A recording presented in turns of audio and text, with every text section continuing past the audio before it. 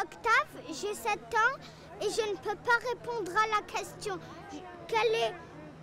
Qu'est-ce qu'est la philosophie?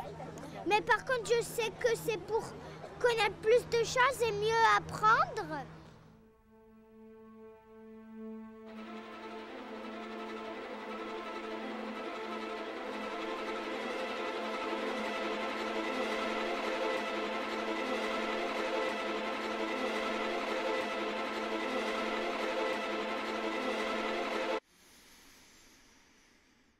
La vocation de l'association a été évidemment la promotion de la philosophie, mais alors sans prétention, la promotion d'une autre parole philosophique. C'est une parole qui engage le dialogue avec tous les autres domaines du savoir, que ce soit les sciences humaines, les sciences sociales, mais aussi les sciences tout court. On a tout de suite eu le désir, en tout cas, de ne pas faire un événement, c'est-à-dire un événement voilà, qui serait juste un événement de plus.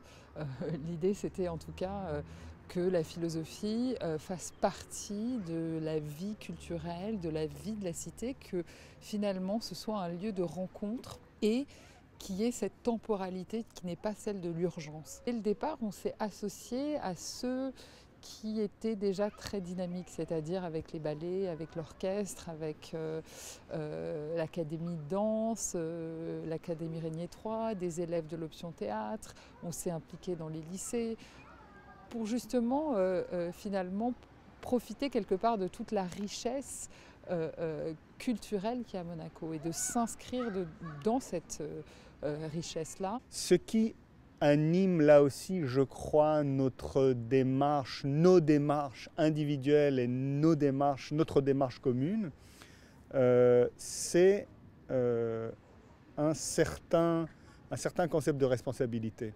Mais je dirais plus qu'un simple concept de responsabilité, un surcroît de responsabilité.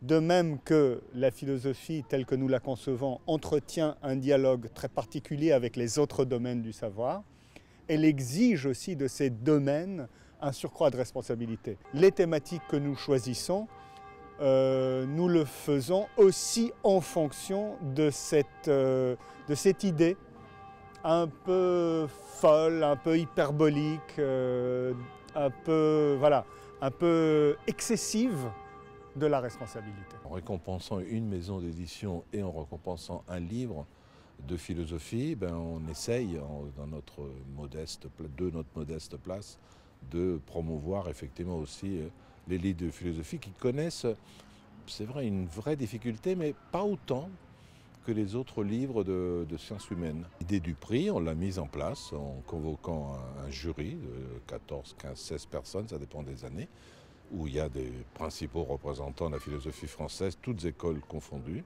Nous partons d'à peu près 200 livres au début de l'année pour arriver ensuite à une dizaine, ensuite les 5 finalistes qui vont venir donc à Monaco pour le colloque où il y aura une discussion avec eux et ils seront dans l'ignorance du vainqueur.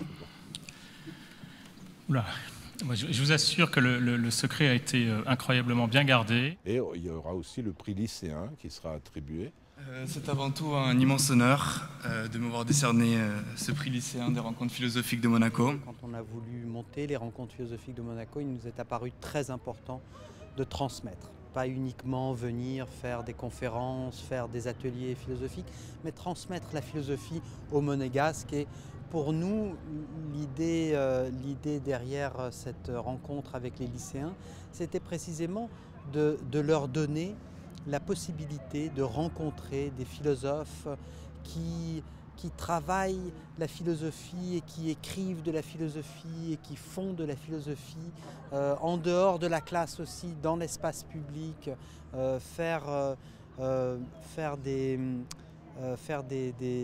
déployer des questionnements philosophiques sur les questions les plus actuelles, sur les problématiques les plus actuelles. C'était très important pour nous. Ce que les philosophes viennent et apportent aux lycéens de Monaco, c'est cette idée d'abord et avant tout de constamment et incessamment rechercher à inventer de nouvelles normes, à inventer de nouvelles valeurs, à ne pas se contenter donc de l'acquis. La réception est toujours positive parce que ce qu'on pousse, c'est l'inventivité.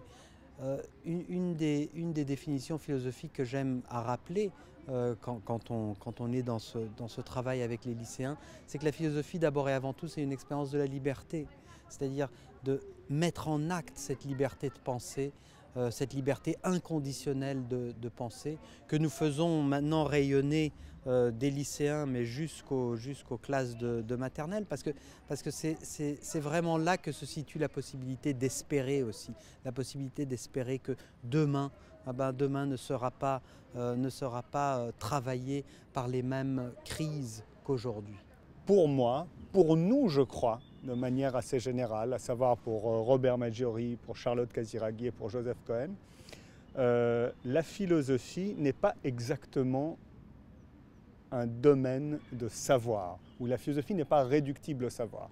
C'est-à-dire que la philosophie s'informe en permanence auprès de tous ces domaines, du politique, de la sociologie, de l'anthropologie, des sciences, de la littérature, mais elle ne se laisse pas déterminer par ces domaines.